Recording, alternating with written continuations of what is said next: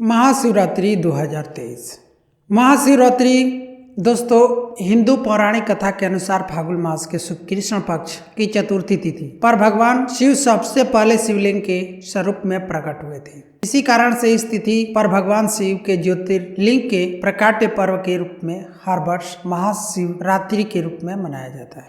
दोस्तों आइए जानते हैं कि महाशिवरात्रि क्यों मनाई जाती है। हिंदू पंचांग के अनुसार हर मास के कृष्ण पक्ष की चतुर्थी तिथि को मासिक शिवरात्रि का व्रत और पूजा साधना की जाती है, लेकिन फाल्गुन मास की चतुर्थी तिथि को महाशिवरात्रि के रूप में मनाई जाती है। आइए इसको विस्तार से जानते हैं। भगवान शिव की पूजा आराधना और विशेष कृपा पाने के लिए सावन महीना, प्रदोष व्रत, सोमवार, मासिक शिवरात्रि और महाशिवरात्रि के पर्व का विशेष महत्व होता है।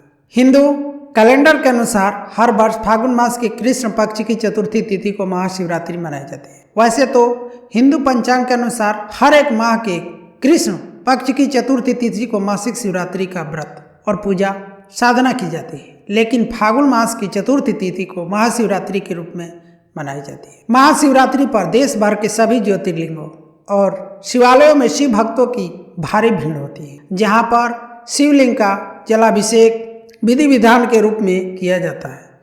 लेकिन क्या आपको मालूम है कि आखिरकार शिवरात्रि क्यों मनाई जाती है? महाशिवरात्रि वह महारात्रि है जिसका शिव तत्व से घनिष्ठ संबंध है। यह पर्व शिव के दिव्य अवतरण का मंगल सूचक पर्व है। उनके निराकार से साकार रूप में अवतरण की रात्रि ही महाशिवरात्रि कहलाती है। वह हमें काम, क्रोध, लोभ, मोह, मत्सर आदि विकारों से मुक्त करके परम सुख, शांति और ऐश्वर्य प्रदान करते हैं। इसी के साथ आइए जानते हैं कि महाशिवरात्रि की कथा क्या है। हिंदू पौराणिक कथा के अनुसार फाल्गुन मास के कृष्ण पक्ष की चतुर्थी तिथि पर भगवान शिव सबसे पहले शिवलिंग के स्वरूप में प्रकट हुए थे। इसी कारण से इस तिथि को भगवान शिव के ज्योतिर्लिंग के प्रकाट्य पर्व के रूप में हर वर्ष शिवरात्रि के रूप में मनाया जाता है। शिव पुराण के अनुसार शिव जी के निराकार स्वरूप का प्रतीक लिंग शिवरात्रि की पावन तिथि की महानिशा में प्रकट होकर सर्वप्रथम ब्रह्मा और विष्णु के द्वारा पूजित हुआ था। वही स्कंद पुराण में कहा जाता है कि आकाश स्वयं लिंग है, धरती उसका पीठ या आधार है और सब अनंत शून्य से पैदा हो उसी में लय होने के कारण इसे लिंग कहा जाता है। वहीं दूसरी पौराणिक कथा के अनुसार महाशिवरात्रि पर भगवान शिव और देवी माँ पार्वती का मिलन हुआ था। फाल्गुन चतुर्थी तिथि पर भगवान शिव ने वैराग्य छोड़कर देवी पार्वती संग विवाह करके गृहस्थ जीवन में प्रवेश किया था। इसी वजह से हर वर्ष फाल्गुन चतुर्थी तिथि को भगवान शिव और माता पार्वती के विवाह की खुशी में महाशिवरात्रि का त्यौहार मनाया जाता है। इस दिन शिव भक्त कई स्थानों पर महाशिवरात्रि पर शिव जी की बारात निकालते हैं। धार्मिक मान्यताओं के अनुसार शिवरात्रि पर पूजा और जलाभिषेक करने पर वैवाहिक जीवन से जुड़ी तमाम तरह की परेशानियां दूर होती और दाम्पत्य जीवन में सुख समृद्धि आती है। इसके अलावा महाशिवरात्रि के दिन ही सभी 12 ज्योतिर्लिंग प्रकट हुए थे। इस प्रकार से 12 ज्योतिर्लिंग के प्रकट होने की खुशी में महाशिवरात्रि का त्यौहार मनाया जाता है। महाशिवरात्रि की रात शिव भक्त शिवलिंग पर जल अर्पित कर और बेलपत्र चढ़ाकर भगवान को प्रसन्न करते हैं। भगवान शिव को बहुत ही भोला माना जाता है। यही वजह है कि उन्हें भोलेनाथ भी कहा जाता है। भगवान को एक लोटा जल और बेलपत्र चढ़ाकर प्रसन्न कर सकते हैं। महाशिवरात्रि के रात को क्या करें, पूजा विधि कैसे करें? शिव पार्वती विवाह के पर्व पर रात्रि जागरण करते हुए शिव जी के भजन, चालीसा, अष्टक, मंत्र, श्लोक, स्तोत्र, आरती, वंदना जो भी कर सके वो रात में 12 बजे तक जरूर करें। महाशिवरात्रि की रात चारों प्रहरों में भगवान शिव का पूजन अर्चन अवश्य ही करें। महाशिवरात्रि की पूजा में आपको कौन कौन से सामग्री लगते हैं?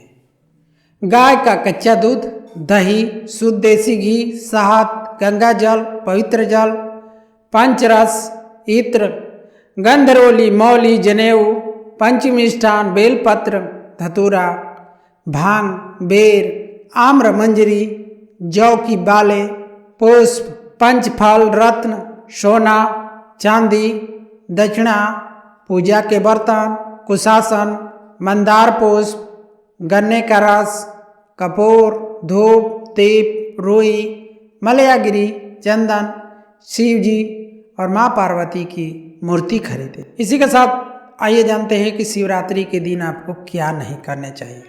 किसी भी तरह से भोग विलास से दूर रहें। पूरे ध्यान और भक्ति के साथ पूजा अर्चना करें। इस दिन झूठ और झगड़ों से बचें और गलती से भी मांसाहारी भोजन न खाएं। शराब और किसी भी तरह के नशे की चीजों से दूर रहें। महाशिवरात्रि पर कौन से रंग के कपड़े पहने? अगर आप हरा रंग नहीं पहन सकते तो आपके पास इस दिन लाल, सफेद, पीला, नारंगी रंग के कपड़े पहनने का भी विकल्प है। शिवलिंग पर कौन सा चंदन लगाना चाहिए? भगवान शिव की पूजा के दौरान लाल चंदन का प्रयोग करने की जगह श्रीखंड चंदन का प्रयोग करना चाहिए। महाशिवरात्रि के दिन काले कपड़े पहनने से क्या होता है? काले रंग के कपड़े व्यक्ति को नकारात्मक ऊर्जा से जोड़ के रखता है। यदि व्यक्ति लगातार काले कपड़े पहनता है तो उसकी सोच और वह कभी भी अच्छा नहीं सोच पाता। वह अपने गलत फैसले खुद ही ले लेता है और उसको लगता है कि सही है। श्री शिवाय नमस्तुभ्यम। कहीं लग जाए आपके जिंदगी में कि आपका जीवन बहुत कष्ट से निकल रहा है, जीवन में अब सुख नहीं आएगा, जीवन नर्क से बदतर होते जा रहा है।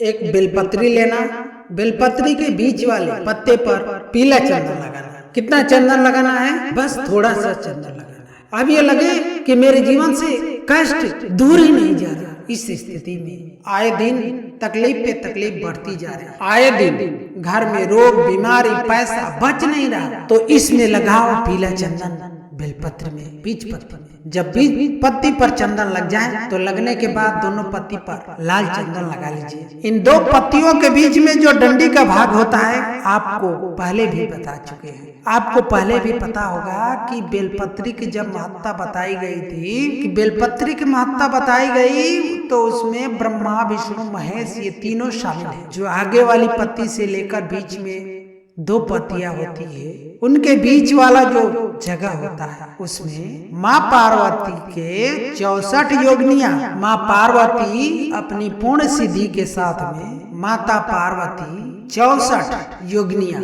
देवी के स्वरूप में विराजमान होती है। दो पत्ती के नीचे जो डंडी होती है नीचे तक, उस डंडी में 35 कोटि देवी देवताओं का निवास होता है। ये जो बीच वाली पत्ती है, जो बीच वाली पत्ती का भाग है, इस पत्ती के भाग में शहद का प्रयोग कर ऊपर में पीला चंदन, दोनों पत्तियों पे लाल चंदन और बीच में शहद का प्रयोग करके बेलपत्री का जो डंडी है अशोक सुंदरी वाले जगह पर जब आप समर्पित कर देते हैं, जहाँ से जल बहता है उस ओर पर शिव जी पर चढ़ाकर केवल अपने हृदय की बात कहकर देव आदिदेव महादेव से कोई भी शिव जी का मंत्र पढ़कर ओम नमः शिवाय, श्री शिवाय नमस्तुभ्यम या महामृत्युंजय, जो भी शिव का मंत्र हो आपके पास, उसको बोलते हुए देव आदिदेव महादेव को धीरे धीरे जल की धार चढ़ाना प्रारंभ करो। जल की धार जब पूर्ण होने लगे तो उसमें थोड़ा सा जल बचा लो। जो अशोक सुंदरी पे तुमने बेलपत्र चढ़ाई है, वहाँ उस जल धार को चढ़ा देना। इस प्रयोग को केवल सोमवार की अष्टमी पर ही करना। कौन से दिन करेंगे कमेंट में जरूर बताइएगा। सोमवार की अष्टमी को करना है। जल चढ़ाकर बाबा से विनती कर उसी बेलपत्र को वापस उठाकर किसी जलाशय या किसी पेड़ के नीचे विसर्जन कर देना और 1 लोटा जल वहाँ भी चढ़ा देना। बस निवेदन कर आ जाइए। 3 माह के अंदर बाबा हाथ जरूर पकड़ेगा। शिव महापुराण का ये प्रश्न करिए।